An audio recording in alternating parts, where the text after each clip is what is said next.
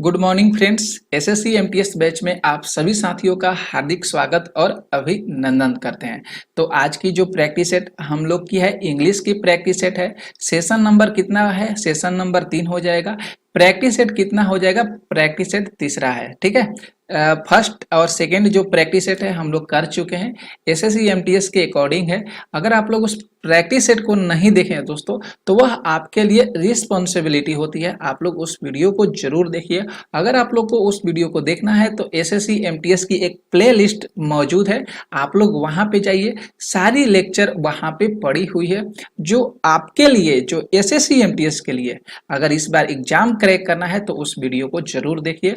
Follow कीजिए इस channel को और लाइक शेयर जरूर कीजिए। ठीक है, तो हम लोग का मेन टारगेट है दोस्तों 25 बाई 25, 25 नंबर किसी तरह हासिल करना है, किसी तरह लड़ना है इसके लिए, और इस बार एसएससी एमटीएस के एग्जाम को क्रैक करना है। ठीक है, तो आज डेट देख सकते हैं 21/7/2024, और आप लोग अच्छे दिल से सोच को निगेटिव मत डलिए, उसको पॉजिटिव कीजिए और अपनी पढ़ाई, अपनी तैयारी अच्छे तरीका से रखिए। ओके, हम आप लोग के लिए कामना करते हैं और आप लोग के लिए डेली मेहनत करते हैं, इंग्लिश के लिए प्रैक्टिस सेट लाते हैं, और जो जनरल अवेयरेंस होते हैं उनके लिए भी प्रैक्टिस सेट इस चैनल से कराते हैं। तो आप लोग जो पीछे के वीडियो बनाए थे उसमें बहुत सारे साथियों, मित्रों, भाई बहन के द्वारा बहुत अच्छा योगदान दिया गया है। तो आप लोग भी इस वीडियो को शेयर भी करिएगा और इसको भी बहुत अच्छा से योगदान दीजिएगा, अपना सहमति जताइएगा। ठीक है दोस्तों, तो आइए देखते हैं प्रश्न हम लोग। पहला, इंग्लिश लैंग्वेज, अंग्रेजी भाषा।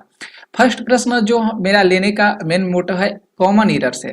कॉमन ईरर के प्रश्न एक आ सकते हैं, इसलिए हम सोचे कि चलिए एक या दो कॉमन ईरर के प्रश्न करा देते हैं साथियों को, जिससे उनको रूबरू हो जाएगा कि किस तरह हम कॉमन ईरर के प्रश्नों को करते हैं, कहाँ पे थोड़ी सी त्रुटियां होती है, कहाँ पे मिस्टेक होते हैं, उसको हम लोग यहाँ पे देख सकते हैं। ठीक है, और दोस्तों थोड़ा सा मेरा वीक कमजोर है, तो अगर उसमें कुछ त्रुटि होती है तो उसके लिए आप लोगों से क्षमा प्रार्थी होंगे। ओके, तो यहाँ पे अगर फर्स्ट प्रश्न देखते हैं कि in the following some parts of sentence may have errors, find out which part of the sentence has an error, select the appropriate option. If a sentence is free from error, select number error. ठीक है, यहाँ पे जो कह रहा है कि निम्नलिखित वाक्य के कुछ भाग में त्रुटियां हो सकती है, उसको पता लगाना है। वाक्य के किस भाग में त्रुटि है उस विकल्प को चुनना है। अगर किसी भी वाक्य में किसी भी प्रकार की त्रुटि नहीं है तो कोई भी त्रुटि को नहीं चुनना है। ये जो है डिस्क्रिप्शन में दिया गया है, समझ में आ गया। अब यहाँ पे हम लोग प्रश्न की ओर आते हैं। यहाँ पे जो प्रश्न आप लोग देख सकते हैं कि जो modern medicine has scored significant victories. ठीक है, यहाँ पे अगर फर्स्ट में देखेंगे against both infection and trauma, और सेकेंड में है कि the major cause of ill health and death are no error दिया गया है तीसरा में। तो अगर यहाँ पे हम पूरा को डिफाइन करेंगे तो आधुनिक चिकित्सा, इसके बाद जो फर्स्ट में दिया गया है संक्रमण और आघात दोनों के विरुद्ध महत्वपूर्ण जीत हासिल की, सेकेंड में है कि अस्वस्थ और मृत्यु के प्रमुख कारण, और तीसरा में दिया गया है कोई त्रुटि नहीं है। अब यहाँ पे आप लोग को हम बताते हैं कहाँ पे गलती हो रहा है। तो फर्स्ट ऑप्शन को हम लोग सेलेक्ट करते हैं, फर्स्ट ऑप्शन यहाँ पे सही हो रहा है। आप लोग के दिमाग में आ रहा होगा सर फर्स्ट ऑप्शन को सिलेक्ट किए, क्यों सिलेक्ट किए? देखिए साथियों, आप लोग को बताते हैं। जो यहाँ पे मॉडर्न जो मेडिसिन दिया गया है, ये मेडिसिन से दिया गया है, ये जो हो जाएगा ये प्लुरल सब्जेक्ट के रूप में प्रयुक्त हो रहा है। ये जो सिंगुलर और प्लुरल दो तरह के होते हैं, तो यहाँ पे जो है प्लुरल सब्जेक्ट के रूप में डिनोट हो रहा है। तो जब भी प्लुरल सब्जेक्ट आते हैं उसके साथ हैज का प्रयोग नहीं होता है, उसके साथ हैज का प्रयोग नहीं होता है साथियों, उसके साथ हैव का प्रयोग होता है। सिंगुलर के साथ हैज का प्रयोग होगा, प्लुरल के साथ हैव का प्रयोग होता है। तो ठीक है, तो यहाँ पे जो प्लुरल सब्जेक्ट है वह मॉडर्न मेडिसिन हो जाएगा, और जो प्लुरल हो जाएगा ये एक्सिलरी वर्ब हैव के रूप में हो जाएगा। जो प्लुरल हो जाएगा ये एक्सिलरी वर्ब हैव के रूप में प्रयुक्त होगा। ठीक है दोस्तों, तो समझ में आ गया आप सभी साथियों को कि हैज के जगह पर हैव का प्रयोग होगा। हैव का प्रयोग इसलिए होगा क्योंकि यहाँ पे जो मॉडर्न मेडिसिन दिया गया है ये प्लुरल सब्जेक्ट के रूप में डिनोट हो रहा है, इसी की वजह से यहाँ पे हैज के जगह पर हैव हो रहा है। अगर करेक्ट आंसर की बात करेंगे तो देख सकते हैं करेक्ट आंसर जो यहाँ पे हम बनाए हैं कि मॉडर्न मेडिसिन हैव, यहाँ पे देख सकते हैं हैज के जगह पर हैव होगा, स्कोर्ड सिग्निफिकेंट विक्ट्रीज। आधुनिक जो है चिकित्सा ने महत्वपूर्ण सफलताएं को हासिल की है। समझ में आ गया? कोई दिक्कत नहीं हुआ? कोई इशू होगा तो जरूर आप कमेंट करके बता दीजिएगा, ठीक है। आगे आगे देखते हैं जो सेकंड प्रश्न है। यहाँ पे जो सेकंड प्रश्न है ये भी कॉमन एरर के ही प्रश्न लिए हैं, बोले हैं आप लोगों से 2 या 3 प्रश्न कॉमन एरर के जरूर करेंगे। तो वही चीज है, the following sentence has been divided into part, ones of them may contain an error.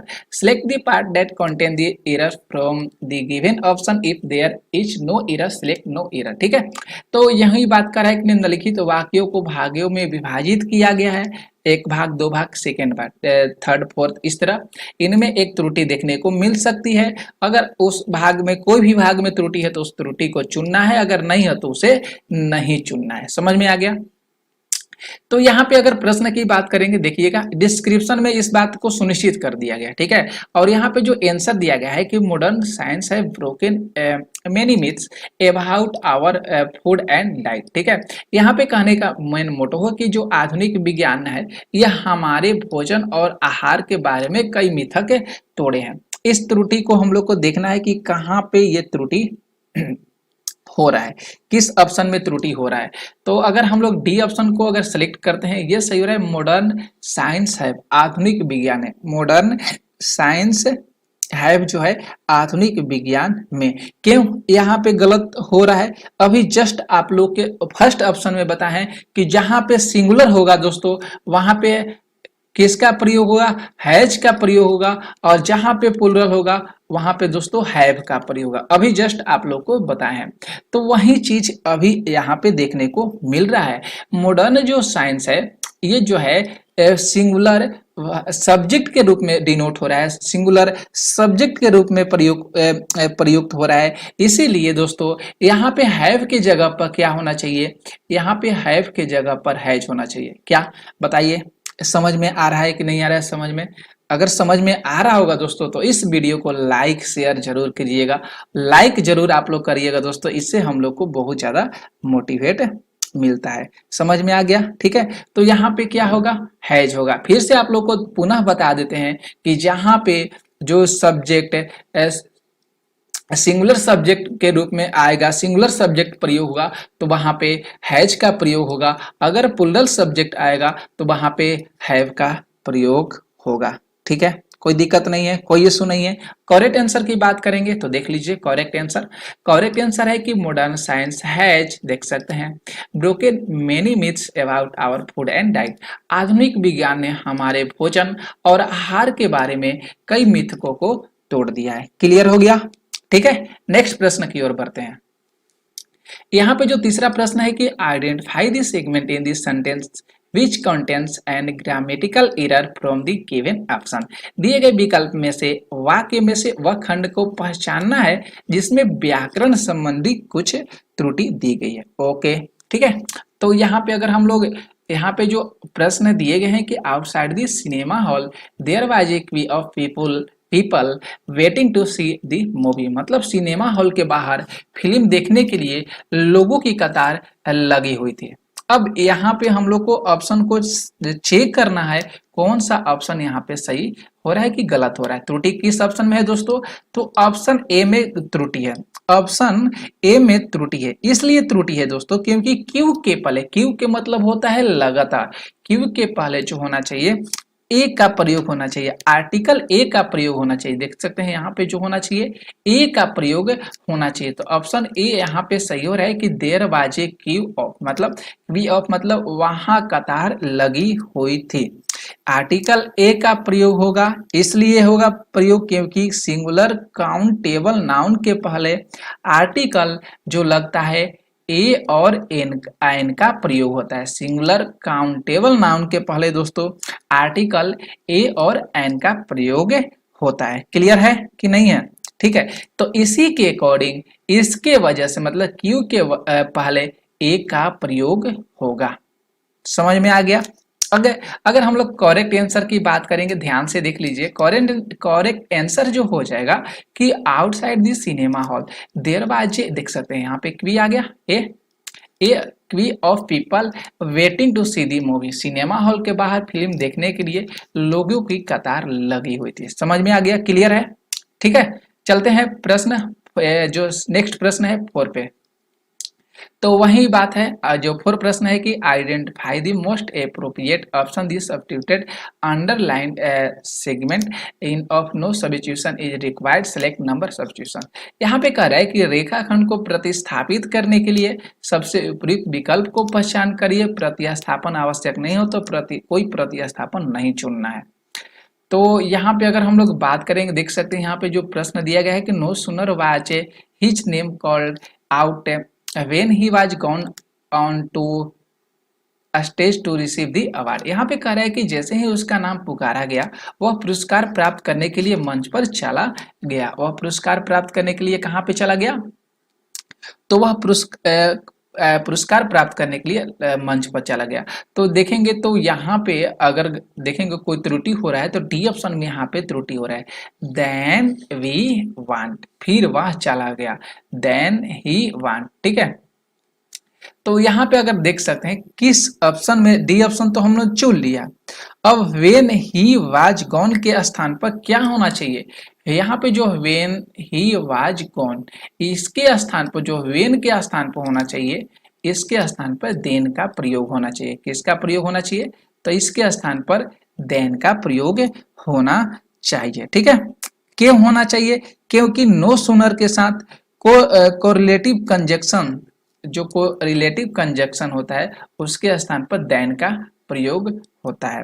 तो नो सुनर यहाँ पे आप देख सकते हैं, यहाँ पे जो नो सुनर है इसी के साथ जो कोरिलेटिव कंजक्शन आ रहा है, उसके साथ कोरिलेटिव जो कंजक्शन आता है उसका नाम है देन है। ओके, तो उसका क्या नाम है? देन हो जाएगा। इसीलिए यहाँ पे जो वेन है दिया गया है दोस्तों, इसी के स्थान पर देन का प्रयोग होता है।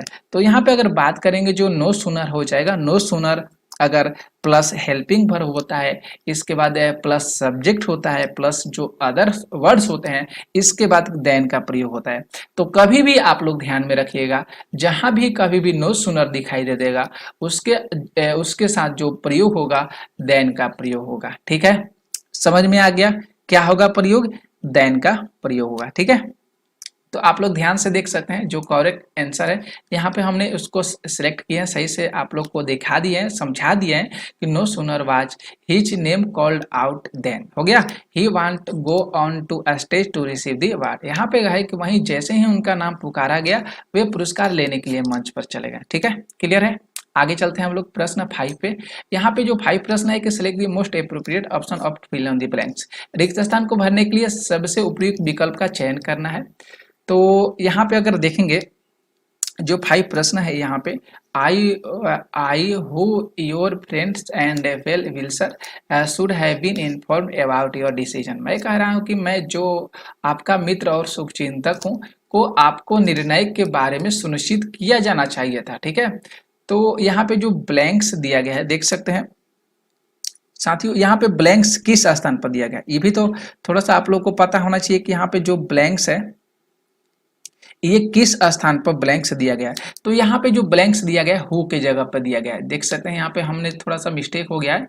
यहाँ पे आई हु के जो जगह है, यहाँ पे जो है ब्लैंक्स का स्थान दिया गया है। थोड़ा सा हम यहाँ पे टाइप करने में मिस्टेक हो गया जल्दीबाजी में, ठीक है। तो आप लोग इसको थोड़ा सा समझ लीजिएगा, ठीक है। समझ में तो आप लोग को आ ही जाएगा। तो यहीं पे बात करें कि जो आई हूँ यहाँ पे ब्लैंक्स दिया गया है, इसके जगह पर यहाँ पे जो दिया गया है, यहाँ पे आर इज एम और बी, कौन सा यहाँ पे उपयुक्त होगा, कौन सा प्रयुक्त होगा? तो यहाँ पे सी ऑप्शन को हम लोग टिक करेंगे, एम प्रयुक्त होगा, क्योंकि आई के साथ जो है एम प्रयुक्त होता है, एक्सिलरी वर्ब एम प्रयुक्त होगा, ठीक है। तो यहाँ पे आई के साथ क्या प्रयुक्त होगा? तो यहाँ पे एम प्रयुक्त होगा। आई के साथ क्या होगा? एम प्रयुक्त होगा। क्लियर है दोस्तों? तो यहाँ पे देख सकते हैं करेक्ट आंसर में हम यहाँ पे आप लोग को दिखा दिए हैं। यहाँ पे आई हो, आई के साथ क्या होगा प्रयुक्त एम होगा। Your friend and felt whisper were should have been informed about your decision. मैं जो आपका मित्र और शुभचिंतक हूँ, मुझे आपके निर्णय के बारे में सूचित किया जाना चाहिए। ठीक है, तो आई के साथ क्या हुआ प्रयोग एम हुआ, क्यों हुआ क्योंकि एक्चुअली वर्ब एम प्रयुक्त होगा आई के साथ। ठीक है, क्लियर है दोस्तों। तो फटाफट आप लाइक कीजिए और इस वीडियो को शेयर भी कर दीजिएगा। यहाँ पे सिक्स प्रश्न है कि select the most appropriate word जो है फिल इन द ब्लैंक्स। उसी तरह फिल इन द ब्लैंक्स है, यहाँ पे देख सकते हैं जो यहाँ पे दिया गया है दो The complexity of the current environment includes many challenges in general but air pollution यहाँ पे in blanks दिया गया। ठीक है, यहाँ पे कहने का मतलब है कि जो वर्तमान पर्यावरण की जटिलता में सामान्य रूप से कई चुनौतियां शामिल है, लेकिन वायु प्रदूषण में देख सकते हैं, लेकिन वायु प्रदूषण में क्या, तो यहाँ पे देख लीजिएगा अब पब्लिक दिया गया है कॉमन और ओवरऑल और यहाँ पे पार्टिकुलर। तो यहाँ पे जो देखेंगे डी ऑप्शन ये सही हो रहा है, क्योंकि ये जो है किसी भी भाव को व्यक्त कर रहा है, पार्टिकुलर विशेष रूप से ये प्रयुक्त हो रहा है। और जो यहाँ पे अगर देखेंगे जो पॉल्यूशन इन पार्टिकुलर, विशेष रूप से ये ध्यान में रखना है कि जो वर्तमान पर्यावरण की जटिलता है, जो हमारे सामान्य रूप से कई चुनौतियां शामिल है, लेकिन वायु प्रदूषण में ये विशेष रूप से योगदान देता है। ठीक है, तो यहाँ पे जो पार्टिकुलर हो रहा है साथियों ये सही हो रहा है, क्योंकि पब्लिक के मतलब सार्वजनिक होता है, ये बिल्कुल गलत हो जाएगा, ये सही नहीं हो रहा है। ठीक है, ओवरऑल के मतलब होता है संपूर्ण होता है, समग्र होता है, और कॉमन के मतलब होता है सामान्यता। तो ये नहीं हो रहा है, ये ऑप्शन नहीं हो रहा है, ये ऑप्शन जो है सही तरीका से डिनोट कर रहा है। आप लोग करेक्ट आंसर की बात करेंगे तो देख सकते हैं पार्टिकुलर। ठीक है, क्योंकि वर्तमान पर्यावरण की जटिलता में सामान्य रूप से कई चुनौतियां शामिल है, लेकिन विशेष रूप से भी वायु प्रदूषण। क्लियर है दोस्तों, चलिए ठीक है, नेक्स्ट प्रश्न हम लोग देखते हैं जो 7 प्रश्न है। 7 प्रश्न ऐसा ही है कि ये जो है select the correct passive form, मतलब पैसिव वॉइस आ गया, गिवन सेंटेंस से दिया गया है। यहाँ पे कह रहा है कि ये ट्रैफिक पुलिसमैन फाइंडेड तारू for jumping the red light. ठीक है, यहाँ पे कहने का इसका मोटो है कि एक ट्रैफिक पुलिस कर्मी ने तारू को लाल बत्ती कूदने पर जुर्माना लगाया, लाल बत्ती कूदने पर जुर्माना लगाया। पैसिव इसका बनाना है, एक्टिव वॉइस में जो हमेशा V3 का एक्टिव वॉइस। ठीक है, तो यहाँ पे अगर देखने के उपरांत अगर हम लोग देखेंगे तो ये सिंपल पास्ट टेंस में ये प्रयोग हो रहा है, सिंपल पास्ट टेंस में प्रयोग हो रहा है। तो अगर हम लोग का इसको सिलेक्ट करना है तो बी ऑप्शन को हम लोग यहाँ पे ठीक करेंगे। तारू was fined by the traffic policeman for jumping the red light. इसका आप लोग तो पैसिव से पैसिव वॉइस पढ़े, एक्टिव टू पैसिव वॉइस पढ़े होंगे, तो आप लोग इसको सही तरीके से टिक कर लीजिएगा। ठीक है, एक ट्रैफिक पुलिसकर्मी ने तारू पर लाल बत्ती कूदने पर जुर्माना लगाया, तो राइट आंसर यहाँ पे बी ऑप्शन सही हो रहा है। ठीक है, तो आप लोग यहाँ पे देख सकते हैं करेक्ट आंसर में अगर बात करेंगे, क्वेश्चन दिया गया है, ये वाला क्वेश्चन है जो आप लोग देखे हैं, और यहाँ पे जो आंसर है कि Taru was fined by a traffic policeman for jumping the red light. ठीक है, तो ये जो आप लोग को बताएं ये बिल्कुल सही होगा। 8 प्रश्न इसी तरह का है दोस्तों, जो पैसिव फॉर्म से रिलेटेड है, पैसिव वॉइस से रिलेटेड है। The mechanic repaired by bike, the mechanic repaired by bike, mechanic ने मेरी बाइक की मरम्मत की, मैकेनिक ने मेरी बाइक की मरम्मत की। ओके, तो आप लोग तो इसको अच्छे तरीका से सिलेक्ट कर सकते हैं, देख सकते हैं यहाँ पे देख सकते हैं माई बाइक हैज बीन, ये तो पहले ही गलत हो गया। यहाँ पे my bike was repaired by the mechanic, ये बिल्कुल सही हो रहा है। ठीक है, मेरी बाइक की मरम्मत मैकेनिक ने की, और माई बाइक वाज बेइंग तो कभी नहीं लगेगा, ये भी यहाँ पे गलत हो रहा है, और इज तो कभी नहीं लगेगा। ठीक है, यहाँ पे इज जो है कभी नहीं लगेगा, क्योंकि ये पास्ट इंडेफिनिट टेंस में टेंस है ये, क्योंकि जो दिया गया है ये जो दी मैकेनिक रिपेयर्ड बाई बाइक, ये पास्ट इंडेफिनिट टेंस में है, और पास्ट इंडेफिनिट टेंस की पहचान क्या होती है, सब्जेक्ट प्लस V2 प्लस में क्या होता है दोस्तों, ऑब्जेक्ट होता है। क्लियर है, आगे बढ़ते हैं नेक्स्ट प्रश्न पे हम लोग। यहाँ पे 9 प्रश्न देखिए, 9 प्रश्न यहाँ पे देखने को मिल रहा है कि select the option that expresses the given sentences in indirect speech, मतलब यहाँ पे इनडायरेक्ट नारेशन का प्रयोग हो रहा है, देख सकते हैं यहाँ पे इनडायरेक्ट आ गया, इनडायरेक्ट स्पीच आ गया। ठीक है, तो यहाँ पे आपको अप्रत्यक्ष कथन को चुनना है, यहाँ पे देख सकते हैं यहाँ पे जो दिया गया है The professor said to be media persons. From our research, we have come to the conclusion that there is life on the planet. Professor ने मीडिया कर्मी से कहा कि हमारे शोध में हम इस निष्कर्ष पर पहुंचे हैं कि उस ग्रह पर जीवन है। ठीक है, तो ये इनडायरेक्ट स्पीच है, ये भी आप लोग बहुत अच्छे तरीका से समझे हैं और पढ़े होंगे, क्योंकि यहाँ पे जो रिपोर्टिंग वर्ब और रिपोर्टिंग स्पीच है, रिपोर्टिंग वर्ब पास्ट टेंस में है, रिपोर्टेड स्पीच को हम क्या करते हैं यहाँ पे चेंज करते हैं। ठीक है, तो हम नारेशन के नियम अनुसार प्रोनाउन को भी चेंज किया जाता है। इस बात की क्लियर होगी आपको लोग को जानकारी। तो हम लोग अगर देखेंगे तो यहाँ पे कौन सा ऑप्शन, सी ऑप्शन यहाँ पे सही हो रहा है। ठीक है, यहाँ पे ये वाला जो ऑप्शन है ये सही हो रहा है। चलिए ठीक है, हम लोग यहाँ पे देख लेते हैं। जो यहाँ पे प्रश्न देखिए ध्यान से और आंसर देखिए। क्वेश्चन यहाँ पे दिया गया है answer, the professor said to be media person. ठीक है, अब जब हम इन्वर्टेड कोमा को हटाते हैं साथियों, समझ लीजिएगा, तो उसके बदले में डैट का प्रयोग होता है। क्लियर है। इसके बाद जो दिया गया है, from our research we have come to conclusion that there is life on the planet. ठीक है, तो वही हो गया from their research they had. ठीक है, क्योंकि वी हो जाएगा, यहाँ पे वी फर्स्ट पर्सन है, तो फर्स्ट पर्सन आप लोग पता होगा सन बटा 123, हम लोग पढ़े हैं सन बटा 123। फर्स्ट पर्सन सब्जेक्ट के अनुसार, सेकेंड पर्सन ऑब्जेक्ट के अनुसार, थर्ड पर्सन नो चेंज होता है। तो इसलिए यहाँ पे जो वी हो जाएगा, ये फर्स्ट पर्सन सब्जेक्ट के अनुसार ये प्रोफेसर, तो यहाँ पे दे हो जाएगा, दे हैड हो जाएगा, come to the conclusion that there was a life on the planet. ठीक है, समझ में आ गया, ऑन दैट प्लेनेट। नेक्स्ट प्रश्न हम लोग देखते हैं, जो 10 प्रश्न है, select the most appropriate synonyms of the given words हो गया। यहाँ पे परिवाची शब्द सुनना है। कठोर का जो परिवाची शब्द है, यहाँ पे किस ऑप्शन में सही तरीका से सूचित करा है, कठोर या इसके मतलब मजबूत भी होता है। ठीक है, तो इसको सिनोनिम्स के रूप में देखेंगे तो सिनोनिम्स इसका जो हो जाएगा स्ट्रिक्ट हो जाएगा, सख्त हो जाएगा, सख्त, ये सख्त।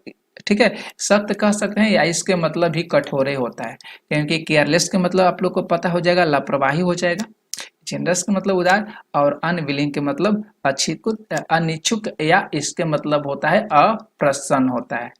क्लियर है, तो यहाँ पे बी ऑप्शन सही हो रहा है। इसी तरह आप लोग दोस्तों सही तरीका से कर सकते हैं। आप लोग अगला भी देख सकते हैं, जो 11 प्रश्न है कि in the flowing question out of the given from 4 alternative select the one which best expresses the meaning of the given word.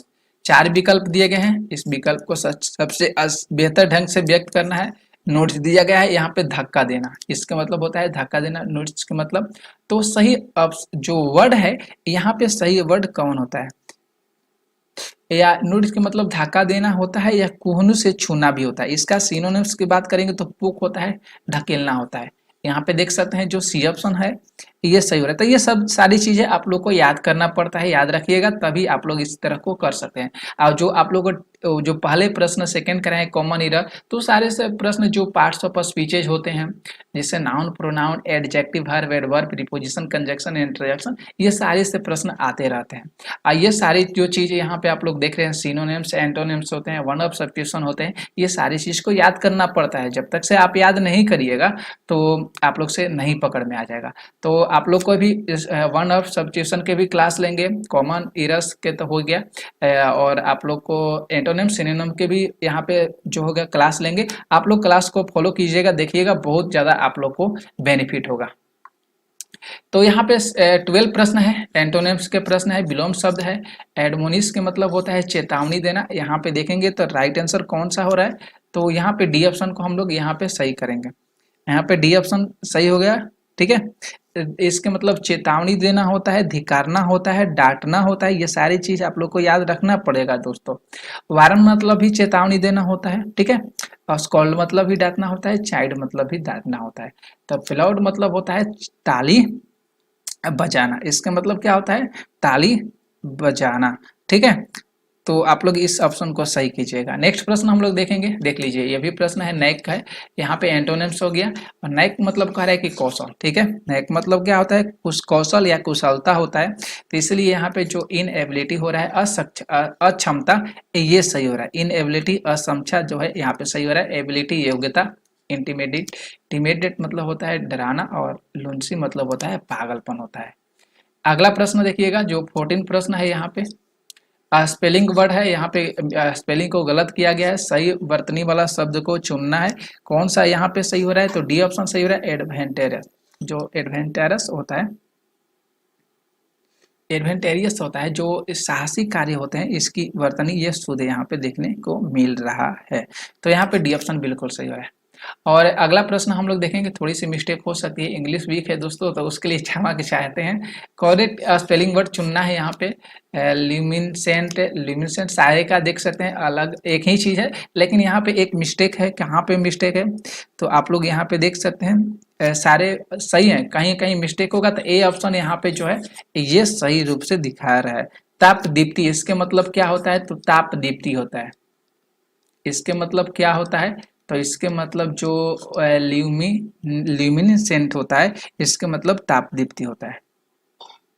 ठीक है, तो 15 प्रश्न लिए थे आज की क्लास में। कैसा लगा क्लास आप लोग को जरूर कमेंट करके बताइएगा, और इस वीडियो को जितना हो सकेगा शेयर भी जरूर करिएगा। ठीक है, मिलेंगे नेक्स्ट वीडियो में जनरल अवेयरनेस के प्रश्नों के साथ। तब तक के लिए जय हिंद जय Bharat. Good morning friends, SSC MTS classes में आप सभी साथियों का हार्दिक अभिनंदन और स्वागत करते हैं। तो आज फिर से मैं आप सभी साथियों के लिए इंग्लिश की प्रैक्टिस सेट लेकर आए हैं, जो एसएससी एमटीएस एग्जाम के लिए सबसे ज्यादा इम्पोर्टेंट है। तो आज की प्रश्नों की आप लोग की प्रैक्टिस रहेगी बहुत दमदार प्रश्नों के साथ। तो आप लोग इस वीडियो को जरूर देखिएगा और लाइक जरूर करिएगा दोस्तों, और इस वीडियो को जितना हो सकेगा आप लोग शेयर कीजिएगा, जो भी आप लोगों के पास ग्रुप होंगे। ठीक है, तो आप डेट देख सकते हैं 23/7/2024 हो जाएगा, और हम लोग की जो इंग्लिश की प्रैक्टिस सेट है वह प्रैक्टिस सेट 4 है। ठीक है, अगर आप लोग इंग्लिश की प्रैक्टिस सेट नहीं देखे हैं 1 2 3, तो एसएससी एमटीएस के एक प्ले लिस्ट मौजूद है, आप लोग वहां पे जाइए और वहां पे एसएससी एमटीएस एग्जाम से रिलेटेड सारे जो कंटेंट है वहां पे पड़े हैं। इंग्लिश के भी हैं, वहां पे जनरल अवेयरनेस के भी प्रश्न हैं, हिस्ट्री हुआ, सोशल साइंस हुआ, साइंस हुआ, सारे प्रश्न वहां पे अवेलेबल हैं, सारे कंटेंट वहां पे अवेलेबल है। आप लोग जाइए और उस वीडियो को जरूर देखिए, लाइक कीजिए इस चैनल को, और इस चैनल को फॉलो कीजिए, जो आपको एसएससी एमटीएस एग्जाम में 50 नंबर पक्का करके देगा। 25 नंबर इंग्लिश से और 25 नंबर जनरल अवेयरनेस से प्रश्न से आपको 50 नंबर पक्का देगा। ठीक है, तो जो भी कमजोर स्टूडेंट है उनके लिए मैं इंग्लिश की जो प्रैक्टिस ला रहे हैं वह हिंदी में भी लेकर आ रहे हैं, जो उनके लिए बहुत इंपॉर्टेंट होगा, उनको बहुत अच्छे तरीका से समझाएंगे, बारीकी से समझाएंगे। तो इंग्लिश को पढ़ना बहुत आसान होगा। आप लोग देखिए, जो एसएससी एमटीएस एग्जाम में बहुत छात्र छात्राएं घबराते हैं इंग्लिश को लेकर, लेकिन वैसा कुछ ही नहीं है, बहुत सरल है, बहुत इजी है। ओके, तो आइए स्टार्ट करते हैं फर्स्ट प्रश्न। यहाँ पे जो फर्स्ट प्रश्न है ध्यान से देखिएगा। यहाँ पे जो प्रश्न कह रहा है कि select the option that expresses the given sentences in direct speech. यहाँ पे कहने का इसका मेन मोटो क्या है कि आपको जो प्रश्न में इनडायरेक्ट स्पीच दिया गया, आप लोग यहाँ पे देख सकते हैं, यह इस प्रश्न में आप लोगों को इनडायरेक्ट स्पीच दिया गया है, और आप लोगों को जो ऑप्शन में से डायरेक्ट स्पीच को चुनना है, कौन सा इसका राइट आंसर होगा। ठीक है, इस बात को समझ गए। यहाँ पे जो प्रश्न में कह रहा है कि ही asked me when I had booked the flight ticket. ठीक है, यहाँ पे कहने का इसका हिंदी अर्थ हो जाएगा कि उन्होंने मुझसे पूछा कि मैंने फ्लाइट टिकट कब बुक किया था। यह आप लोग को पता चल गया हिंदी और इंग्लिश। ठीक है, अब हम लोगों को 4 ऑप्शन दिया गया है सामने, और इसमें से सही ऑप्शन को चुनना है कि कौन सा ऑप्शन सही होगा। तो अगर हम लोग ए ऑप्शन को देखें ध्यान से, और इसके अकॉर्डिंग हम लोग इस प्रश्न के उत्तर को देखें, तो आइए हम लोग इसको देखते हैं। देखिए यहाँ पे दिया गया है ही सेड टू मी, इसके बाद जो इन्वर्टेड कॉमा है, when did you book the flight tickets, इसका अर्थ हो गया कि उसने मुझसे कहा तुमने फ्लाइट टिकट कब बुक किया। समझ गए इसका भी हिंदी। तो यहाँ पे अगर हम लोग देखें तो ए ऑप्शन हमारे हिसाब से सही हो रहा है, और आप लोग नारेशन तो पढ़े होंगे, तो डायरेक्ट और इनडायरेक्ट स्पीच की जो आप लोग बनाते होंगे बहुत अच्छे तरीका से बनाते होंगे। तो वो जो भी साथी डायरेक्ट स्पीच और इनडायरेक्ट स्पीच को बनाते हैं नरेशन को, तो उनके लिए जो प्रश्न है, क्वेश्चन है, ये बहुत इजी है, इजी लगेगा ही, और फट से आप लोग इसका उत्तर दे दीजिएगा। और जो छात्र नहीं बनाते हैं तो उनको थोड़ा सा कठिन लगेगा, हार्ड लगेगा, लेकिन घबराने की जरूरत नहीं है। ही सेड टू मी, ये जो है ये डायरेक्ट स्पीच है, ये जो है ये डायरेक्ट स्पीच है, ठीक है। और ये जो दिया गया है ये इनडायरेक्ट स्पीच है, ये इनडायरेक्ट स्पीच है, ध्यान में रखना होगा। तो वो देखिए साथियों, he said to me when did you book the flight ticket. और जब भी हम लोग इन्वर्टेड कोमा को हटाते हैं तो वहां पे क्या होता है, डेट का प्रयोग होता है, ये हम लोग शुरू से पढ़ते आ रहे हैं, ठीक है। लेकिन ये जो है इंट्रोगेटिव सेंटेंस दिया गया है, यहाँ पे भी देख सकते हैं इंट्रोगेटिव सेंटेंस है, और यहाँ पे भी जो है इंट्रोगेटिव सेंटेंस है। अब यहाँ पे देखिए, यहाँ पे देखिए जो वेन दी आ गया है, एक वेन जो है ये कंजक्शन है, जो पार्ट्स ऑफ स्पीच हम लोग पढ़े हैं 8 तो, noun, pronoun, adjective, verb, adverb, preposition, conjunction, interjection, ठीक है। तो उसी में से एक कंजक्शन है जिसमें से वेन जो है कंजक्शन का पार्ट है, समझ में आ गया आप लोगों को। और ये जो इनडायरेक्ट जो फॉर्म है ये इंट्रोगेटिव सेंटेंस में दिया गया है। तो आस्क्ड के जगह पर क्या होगा प्रयोग, सैड का प्रयोग होता है, आस्क्ड के स्थान पर क्या होगा, सैड का प्रयोग होगा। और जो इन्वर्टेड कॉमा है इसकी जगह पर क्या आया है दोस्तों, वेन का प्रयोग होगा, क्योंकि ये इंट्रोगेटिव सेंटेंस है, क्योंकि ये इंट्रोगेटिव सेंटेंस है, ठीक है। तो आप लोग देख सकते हैं he said to me, he asked me, ठीक है। जब इन्वर्टेड कॉमा को हटा दिया गया तो इसके बदले में वेन आया, क्लियर है। इसके बाद हैड है तो डीड हो जाएगा। आई जो है फर्स्ट पर्सन है, तो फर्स्ट पर्सन किसके अनुसार होता है, तो सब्जेक्ट के अनुसार होता है। ये चीज आप लोग ध्यान में रखिएगा, सन बटा 123, ठीक है। तो फर्स्ट पर्सन सब्जेक्ट के अनुसार, सेकेंड पर्सन ऑब्जेक्ट के अनुसार, और थर्ड पर्सन नो चेंज होगा। तो यहाँ पे देख सकते हैं जो डीड हो जाएगा, यू जो है सेकेंड पर्सन है, सेकेंड पर्सन किसके अनुसार हो जाएगा, ऑब्जेक्ट के अनुसार। ऑब्जेक्ट यहाँ पे देख लीजिएगा मी है, ठीक है, क्लियर है। इसके बाद बुक दी फ्लाइट टिकट, जो चीज यहाँ पे बुक्ड दिया गया है ये पास्ट टेंस में हो जाएगा, दी फ्लाइट टिकट, तो दी फ्लाइट टिकट, ये विकल्प यहाँ पे सही हो रहा है, क्लियर हो गया दोस्तों। अगर यहाँ पे देखिएगा सेकेंड प्रश्न में जो सेकेंड जो ऑप्शन है यहाँ पे डू दिया गया, ये तो सीधा सीधी गलत हो जाएगा, क्योंकि यहाँ पे हैड है तो कभी डू नहीं होगा। यहाँ पे देख सकते हैं आर दिया गया है, ये भी गलत हो जाएगा। और यहाँ पे देख लीजिए जो डी ऑप्शन है, यहाँ पे सब्जेक्ट के बाद हैड दिया गया है, ये तो सीधा सीधी गलत हो जाएगा, क्लियर हो गया, कोई दिक्कत नहीं हुआ, ठीक है। आगे आते हैं नेक्स्ट प्रश्न पे। यहाँ पे देखिए जो करेक्ट सेंटेंस है, आंसर है कि he said to me when, जो इन्वर्टेड कॉमा दिया गया है, when did you book the flight ticket, clear हो गया। देखिए सेकेंड प्रश्न को, यहाँ पे जो सेकेंड प्रश्न है कि the following sentence has been split into 4 segment, identify the segment that contain a grammatical error. यहाँ पे 4 खंड दिए गए हैं, 4 सेगमेंट दिए गए हैं, और उस सेगमेंट में से जो व्याकरण संबंधी त्रुटियां है उसको हम लोग को चुनना है, देखना है यहाँ पे जो है कहाँ पे व्याकरण संबंधी जो है त्रुटियां देखने को मिल रही है।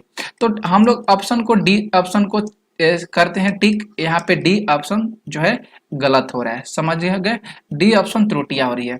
यहाँ पे 4 खंड दिए गए हैं, यहाँ पे फर्स्ट खंड हो गया, इसके बाद ये सेकेंड खंड हो गया, ये इसके बाद ये थर्ड खंड हो गया, ठीक है, और ये जो है फोर्थ खंड हो गया।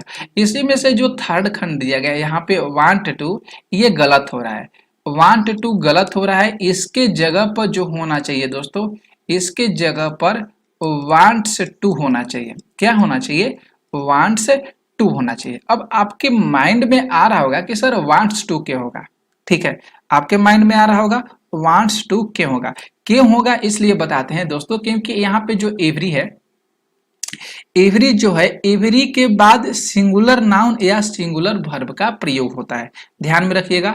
जो एवरी यहाँ पे दिया गया है, एवरी के बाद हमेशा किसका प्रयोग होता है, तो हमेशा सिंगुलर नाउन और सिंगुलर वर्ब का प्रयोग होता है, इस चीज को ध्यान में रखिएगा।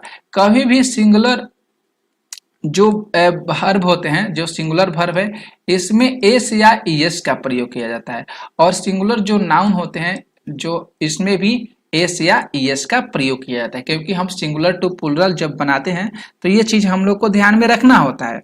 वर्ब के साथ ईएस जोड़कर हम उसका सिंगुलर बनाते हैं, और नाउन में भी एस या ईएस लगाकर उसका क्या करते हैं, प्लुरल बनाते हैं। तो इस चीज को ध्यान में रखना होगा।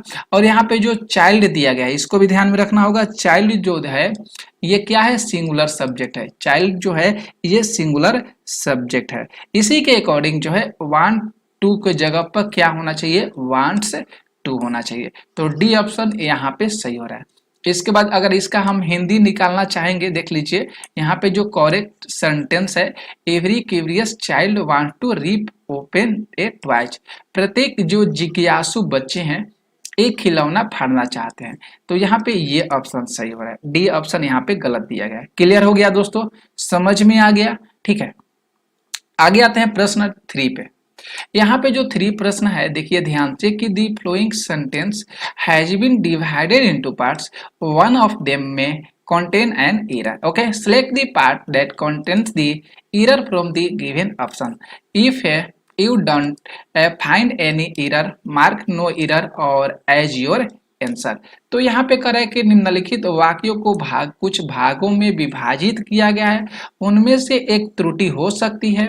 अगर है त्रुटि तो उस त्रुटि का चयन करना है, ठीक है, जिसमें त्रुटि होगा। यदि आपको कोई त्रुटि नहीं मिलती है तो अपने उत्तर के रूप में कोई त्रुटि नहीं चिन्हित करेंगे, ठीक है। तो यहाँ पे देखिए, यहाँ पे जो प्रश्न में दिया गया है कि it was the very well directed film, यहाँ पे जो सेगमेंट दिया है एंड वी एंजॉयड इट, ठीक है। यहाँ पे कह रहा है कि यह बहुत अच्छी तरह से निर्देशित फिल्म थी और हमने इसका आनंद लिया, ठीक है। तो यहाँ पे हम लोग को देखना है कि क्या भैया कहाँ पे त्रुटि ऐसा लग रहा है कि जहाँ पे हमारा त्रुटि हमको पता चल जाएगा। तो बी ऑप्शन को हम यहाँ पे टिक कर देते हैं, बी ऑप्शन यहाँ पे गलत हो रहा है। यहाँ पे जो दिया गया है दी वेरी वेल डायरेक्टेड फिल्म, इसका हिंदी में अनुवाद करेंगे तो बहुत अच्छी तरह से निर्देशित फिल्म, ठीक है। तो यहाँ पे गलत हो रहा है, इसलिए गलत हो रहा है दोस्तों क्योंकि जो द है ये डिफिनिट आर्टिकल है। द जो है ये कौन सी आर्टिकल है, दो तरह के आर्टिकल होते हैं, एक इनडिफिनिट आर्टिकल, एक जो होते हैं डिफिनिट आर्टिकल। ये समझ में आ गया। तो यहाँ पे जो है ए, जो यहाँ पे जो दी है यहाँ पे ए का प्रयोग होगा, यहाँ पे जो होगा ए का प्रयोग होगा इनडिफिनिट सेंस में। यहाँ पे जो ए का प्रयोग होगा इनडिफिनिट सेंस में, क्योंकि आर्टिकल ए का प्रयोग जो है यहाँ पे ये बता रहा है कि ये जो फिल्म की बातें हो रही है, कोई फिल्म में कोई की बात हो रही है, मतलब फिल्म में जो है कोई की बात हो रही है, कोई की बात हो रही है, ठीक है, जो कि अनिश्चित है। कोई की बात हो रही है मतलब जो कि अनिश्चित है। आप लोग देख सकते हैं यह बहुत अच्छी तरह से निर्देशित फिल्म थी और हमने इसका आनंद लिए। कोई की बात हो रहा है जो कि अनिश्चित है, इसी के अकॉर्डिंग यहाँ पे जो बी ऑप्शन होगा ये क्लियर होगा, ये सही होगा। डी की जगह पर क्या होगा, ए का प्रयोग होगा। क्लियर है। अगर आप लोग इसका देखिएगा करेक्ट आंसर, तो यहाँ पे देख सकते हैं कि it was a very well directed film and we enjoyed it. यह बहुत अच्छी तरह से निर्देशित फिल्म थी और हमने इसका आनंद लिया। क्लियर हो गया। अगला प्रश्न हम लोग चलते हैं, जो 4 प्रश्न है। यहाँ पे जो 4 प्रश्न देख लीजिए, select the option that express the given sentence into active voice, ठीक है। उस विकल्प का चयन करना है जो सक्रिय ध्वनि के रूप में व्यक्त करता है एक्टिव टू पैसिव जो वॉइस है यहाँ पे दिया गया है। यहाँ पे जो पैसिव वॉइस दिया गया है देख लीजिए, all weapons were surrendered by them, उनके द्वारा सभी हथियार सरेंडर कर दिए गए। तो ये कौन सा वॉइस है, तो ये पैसिव वॉइस है, पीवी है। और हम लोग को एक्टिव वॉइस यहाँ पे देखना है, क्योंकि प्रश्न में एक्टिव वॉइस चुनने के लिए बताया है कि यहाँ पे एक्टिव वॉइस कौन सा सही हो रहा है, ठीक है। तो आप लोग को तो पता चल गया होगा, यहाँ पे बाय देम दिया गया है, तो पहले किसका प्रयोग होगा दोस्तों, दे का प्रयोग होगा। दे, यहाँ पे डी ऑप्शन जो है यहाँ पे सही हो रहा है। यहाँ पे दे सरेंडर्ड ऑल वेपन्स, दे सरेंडर्ड ऑल वेपन्स, उन्होंने सभी हथियार आत्मसमर्पण कर दिए। उन्होंने अपना सभी हथियार जो है आत्मसमर्पण कर दिए। तो देख सकते हैं आप लोग दे हो जाएगा यहाँ पे जो सरेंडर्ड ऑल वेपन्स। अगर हम लोग इसका ये एक्टिव वॉइस है, ठीक है, अगर हम लोग इसका पैसिव बनाएंगे तो ऑल वेपन्स हो जाएगा, ठीक है। और ये जो है पास्ट इंडेफिनिट टेंस में दिया गया है ये सेंटेंस को, और ये सरेंडेड है, यहाँ पे वर्ब का V2 है, इसलिए यहाँ पे वेयर हो गया, क्योंकि ऑल वेपन्स जो है ये प्लुरल हो जाएगा, इसी के अकॉर्डिंग यहाँ पे वेयर हो गया, क्योंकि बहुत सारे हथियार यहाँ पे दर्शा रहा है और ये पास्ट टेंस में है, इसलिए यहाँ पे सरेंडेड बाई देम हो जाएगा। क्लियर हो जाएगा, यहाँ पे कोई दिक्कत नहीं हुआ साथियों, ठीक है। चलते हैं हम लोग, देख लीजिए अगर यहाँ पे हम लोग देखेंगे जो पैसिव वॉइस बनाने का जो नियम होता है, जो पैसिव एक तो ऑब्जेक्ट पहले होता है, इसके बाद वाज वेयर होता है, V3 होता है, बाई होता है, इसके बाद सब्जेक्ट या अदर वर्ड होता है, ठीक है। एक्टिव वॉइस क्या होता है, subject plus V2 plus object या अदर वर्ड। तो एक्टिव वॉइस में ये दिया था और हम लोग इसका पैसिव बनाए, तो दे सरेंडेड ऑल वेपन्स, ये सही हो जाएगा। क्लियर हो जाएगा दोस्तों, समझ में आ रहा है ये सारे प्रश्न। अगला प्रश्न हम लोग चलते हैं, जो प्रश्न 5 है, यहाँ पे देख लीजिए, यहाँ पे select the option that express the given sentences into passive voice. ये पैसिव वॉइस है, यहाँ पे हमको एक्टिव वॉइस मिलेगा और हम लोग को फिर से पैसिव वॉइस चुनना है। यहाँ पे देख सकते हैं जो प्रश्न है, सी हैंडल्स ऑल टास्क इफिशिएंटली, यहाँ पे जो है वह सभी कार्यों को कुशलता पूर्वक संभालती है, वह सभी कार्यों को कुशलता पूर्वक संभालती है। और यहाँ पे हम लोग को क्या चुनना है, ये जो है एक्टिव वॉइस दिया गया है, हम लोग को क्या बनाना है, पैसिव वॉइस इसका बनाना है। तो बहुत आसान है दोस्तों, आप लोग को पता चल गया होगा कि यहाँ पे राइट आंसर देखिए ध्यान से, कौन सा ऑप्शन सही हो रहा है। तो यहाँ पे डी ऑप्शन हम लोग का देखेंगे तो सही हो रहा है, all task are handle efficiently by her, उसके द्वारा सभी कार्य कुशलता से संभाले गए। आप लोग यहाँ पे देख लीजिए, यहाँ पे जो ऑप्शन है इसका डी ऑप्शन बिल्कुल सही तरीका से सही हो रहा है, क्योंकि ये जो है सिंपल प्रेजेंट टेंस का बात किया जा रहा है यहाँ पे, तो सिंपल प्रेजेंट टेंस में इज एम आर का प्रयोग होता है। क्लियर हो गया दोस्तों, समझ में आ गया। देख सकते हैं आप लोग, जो इसका करेक्ट सेंटेंस हो जाएगा, all task are handled efficiently by her. Clear है। अगला प्रश्न देखिए, यहाँ पे जो 6 प्रश्न है कि select the most appropriate meaning of the given idioms. यहाँ पे मुहावरे का सही उपयुक्त चुनना है अर्थ को, इन द सेम ब्रेथ, एक ही सांस में, इन दी सेम ब्रीथ, एक ही सांस में, इसका सही वाक्य चुनेंगे तो क्या होगा। तो देख लीजिए यहाँ पे बहुत सारे चीज, यहाँ पे ऑप्शन दिए गए हैं, 4 ऑप्शन दिए गए हैं, चारों का ऑप्शन के देख लीजिए, try and hold your breathe, अपनी सांस रोकने की कोशिश करें, प्रैक्टिस ब्रीथिंग एक्सरसाइज, सांस लेने का व्यायाम करें। यहाँ पे जो है say two contradictory things at the same time, एक ही समय में 2 विरोधाभासी बातें कहें, able to get a foul smell, दुर्गंध को पहचानने में सक्षम रहें। तो यहाँ पे अगर देखेंगे जो राइट आंसर इसका जो सही हो जाएगा दोस्तों, यहाँ पे सी ऑप्शन बिल्कुल सही हो जाएगा। यहाँ पे जो सी ऑप्शन हो रहा है कि एक ही समय में 2 विरोधाभासी बातें कहें, एक ही सांस में बोल रहा है, क्योंकि इन दी सेम ब्रीथ, मतलब इसका जो सही अर्थ हो जाएगा कि एक ही सांस में 2 विरोधाभासी बातें कहें, क्योंकि say two contradictory things at the same time. ठीक है, तो यहाँ पे सी ऑप्शन बिल्कुल सही हो रहा है। अगला प्रश्न हम लोग देखेंगे जो 7 प्रश्न है। यहाँ पे जो 7 प्रश्न है कि select the most appropriate synonyms of the given words. यहाँ पे हम लोग को समानार्थी शब्द को देखना है, सिनोनिम्स को देखना है। एवॉइड का मतलब होता है टालना, प्रिवेंट का मतलब रोकना, कॉम्फर्ट का मतलब सामना करना, फेस का मतलब ही सामना करना, और परमिट का मतलब ही होता है अनुमति देना। आप लोग मीनिंग भी साथ साथ याद करते चलेंगे। तो यहाँ पे अगर देखेंगे, टालना का जो समानार्थी शब्द हो जाएगा, पर्यायवाची शब्द हो जाएगा, ये इसका प्रिवेंट हो जाएगा। इसका क्या हो जाएगा, प्रिवेंट हो जाएगा। ठीक है, एवर्ट का मतलब टालना होता है और इसका मतलब रोकना भी होता है। एवर्ट का मतलब टालना भी होता है और एवर्ट का मतलब रोक देना भी होता है, इसलिए इसका सिनोनिम्स जो हो जाएगा प्रिवेंट हो जाएगा। क्लियर है दोस्तों। आगे चलते हैं हम लोग प्रश्न 8 पे। देखिएगा, अच्छा सा प्रश्न आप लोग के सामने है। Select the most appropriate option, the substituted the underline segment into the given sentence.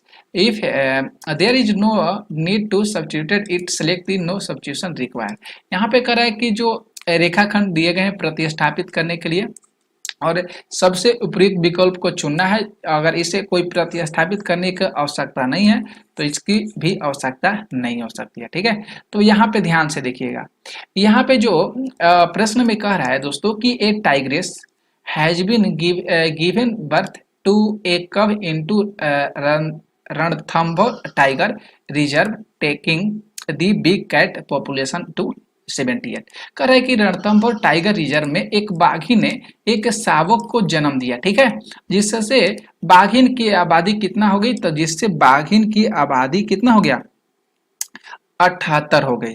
यहाँ पे क्या हो गया, 78 हो गया। तो प्रतिस्थापन आवश्यक नहीं है, यहाँ पे जो है हम लोग कुछ भी नहीं करेंगे, नो सब्स्टिट्यूशन रिक्वायर्ड। यहाँ पे बी ऑप्शन क्या है, यहाँ पे सही हो रहा है, नो सब्स्टिट्यूशन रिक्वायर्ड। देख सकते हैं यहाँ पे दिया गया है ये वाला, नो सब्स्टिट्यूशन रिक्वायर्ड, यहाँ पे ये सही चीज हो रहा है। ठीक है, तो यहाँ पे बी ऑप्शन जो है ये सही हो जाएगा। क्लियर है दोस्तों। आगे देखेंगे प्रश्न 9। यहाँ पे जो 9 प्रश्न है कि select the most appropriate synonyms की बात किया गया है।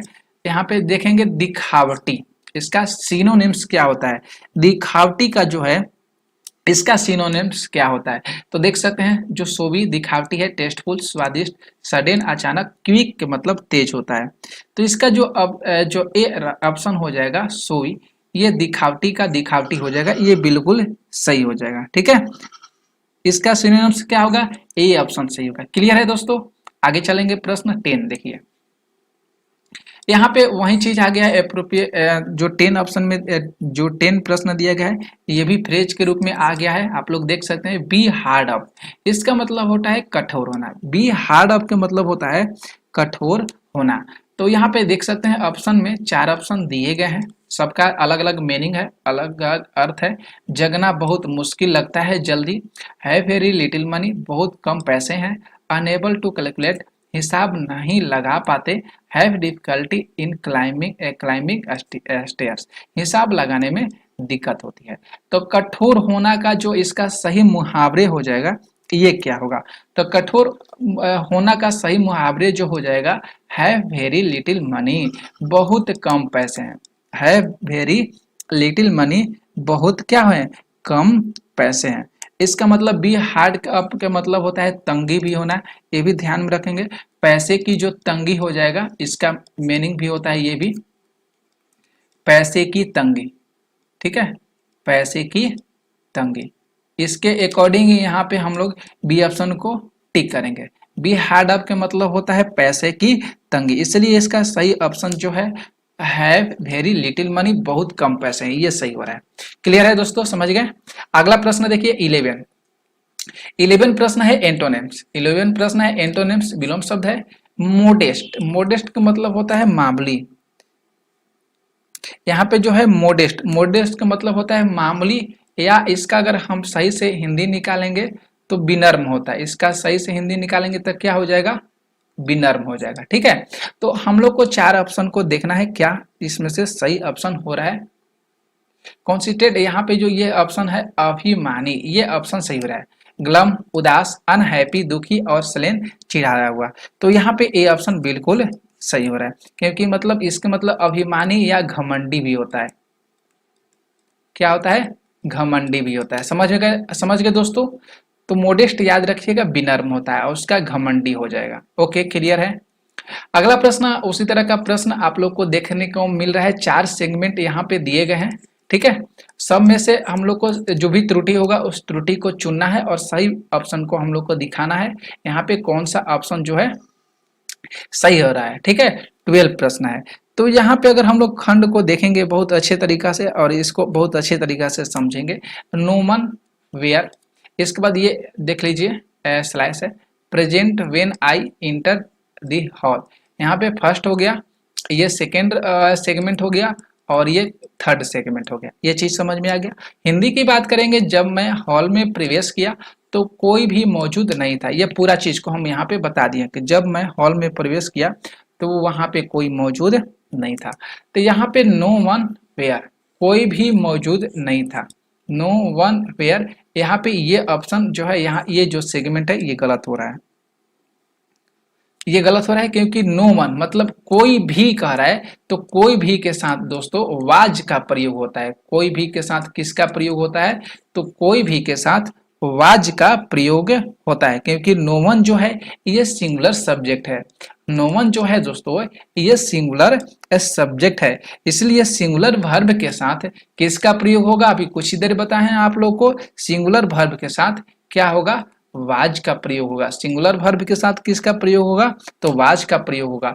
इसीलिए यहाँ पे ए ऑप्शन सही हो रहा है। ठीक है, आप लोग करेक्ट सेंटेंस देखिएगा, तो no man was present when I enter the hall.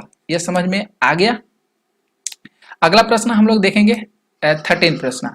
उसी तरह का प्रश्न आप लोग को देखने को मिल रहा है। Select the most appropriate option that can be substituted in the underlined segment in the given sentence. If there no needed substituted, it select no substitution required. बहुत अच्छा सा प्रश्न है। इसके हिसाब से आप लोग को प्रश्न एमटीएस के एग्जाम के अकॉर्डिंग आप लोग को प्रश्न करा रहे हैं। आप लोग इस वीडियो को देखिए और लाइक जरूर कीजिएगा। ठीक है दोस्तों, तो यहाँ पे देख लीजिए जो प्रश्न यहाँ पे है कि दी authorities are assured the people that they will look into the matter. अधिकारियों ने लोगों को आश्वासन दिया कि वे मामले को देखेंगे। थोड़ी सी मेरी इंग्लिश वीक है, थोड़ी मोड़ी त्रुटि हो जाती है, तो उसके लिए क्षमा चाहेंगे दोस्तों।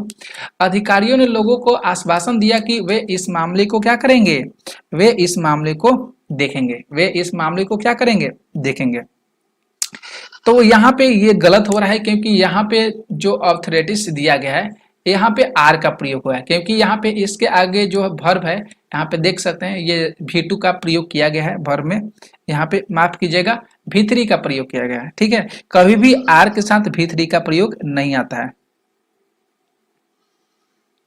ठीक है, तो यहाँ पे देख सकते हैं यहाँ पे जो आर के जगह पर क्या होना चाहिए, आर के जगह के साथ हैव का प्रयोग होना चाहिए। आर के जगह के साथ क्या होना चाहिए, हैव का प्रयोग होना चाहिए।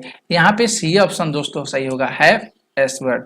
हैव यहाँ पे जो हो जाएगा ये सी ऑप्शन यहाँ पे क्या होगा, ये सही होगा। तो यहाँ पे आर के जगह पर हैव का प्रयोग होना चाहिए। ठीक है, समझ में आ गया आप लोग। यहाँ पे ये देख सकते हैं ये एक तरह का वॉइस है। ये जो है जो सेंटेंस दिया गया है ये वॉइस है। ठीक है, और ये जो है एक्टिव वॉइस में है। ठीक है, और इसको हम लोग पैसिव में चेंज करने के लिए आप लोग को तो पता है इसमें हमेशा जो है V3 का प्रयोग किया जाता है। आगे देख लीजिए यहाँ पे जो है करेक्ट सेंटेंस बना दिया गया है, आप लोग इसको अच्छे तरीका से देख सकते हैं। ठीक है, अगला प्रश्न देखिए जो 14 प्रश्न है उसी तरह का प्रश्न आप लोग के सामने है। वन वर्ड सब्स्टिट्यूशन है। यहाँ पे देख लीजिए, यहाँ पे दी स्टडी ऑफ अर्थक्वेक, जो भूकंप का अध्ययन क्या कहलाता है। जो वन वर्ड सब्स्टिट्यूशन है द भूकंप का अध्ययन, तो भूकंप विज्ञान, भूगोल, स्थलाकृति और भूविज्ञान। तो यहाँ पे जो ए ऑप्शन है ये ऑप्शन सही हो रहा है, सिस्मोलॉजी। यहाँ पे जो ऑप्शन ए हो रहा है ये सही हो रहा है, सिस्मोलॉजी। भूकंप का अध्ययन, भूकंप विज्ञान, सिस्मोलॉजी कहलाता है। ठीक है, तो यहाँ पे जो ऑप्शन ए बिल्कुल सही हो रहा है दोस्तों, याद रखना होगा group of word the study of earthquake. इसलिए यहाँ पे वन जो वर्ड होगा इसका ये क्या होगा, सिस्मोलॉजी हो जाएगा, जिसको भूकंप विज्ञान के नाम से जानते हैं। समझ में आ गया। अगला प्रश्न हम लोग देखेंगे जो 15 प्रश्न है। 15 यहाँ पे जो प्रश्न कह रहा है कि रेज, यहाँ पे जो एंटोनिम्स है, एंटोनिम्स में आया है रेज। रेज के मतलब होता है उजाड़ना, रेज के मतलब होता है उजाड़ना, रेज के मतलब होता है ध्वस्त करना। रेज के मतलब होता है दोस्तों क्या करना, रेज का मतलब ये भी होता है, रेज का मतलब ध्वस्त करना। तो ध्वस्त करना का आप लोगों को पता है, उसको बनाना होता है, बिल्ड मतलब बनाना होगा। ऑप्शन डी की ओर हम लोग रुख करेंगे, सही होगा। बिल्ड का मतलब क्या हो जाएगा, बिल्ड के मतलब बनाना हो जाएगा। ठीक है, ये सारी चीज गलत ऑप्शन दिए गए हैं। कंफर्ट आराम, र्यून बर्बादी और यस आराम दिया है, ये तीनों ऑप्शन गलत है। हम लोग किसी चीज को ध्वस्त करते हैं, उजाड़ते हैं, तो हम फिर उसको क्या करते हैं, बनाते हैं। तो डी ऑप्शन यहाँ पे सही हो रहा है। क्लियर। तो आज आप सभी साथियों के लिए हम 15 प्रश्न लेकर आए थे। कैसा लगा आप लोगों को क्लास आज का, जरूर बताइएगा कमेंट करके, और इस वीडियो को जितना हो सकेगा लाइक कीजिएगा दोस्तों आगे। ठीक है, मिलेंगे नेक्स्ट वीडियो में ऐसे ही इंपॉर्टेंट प्रश्नों के साथ।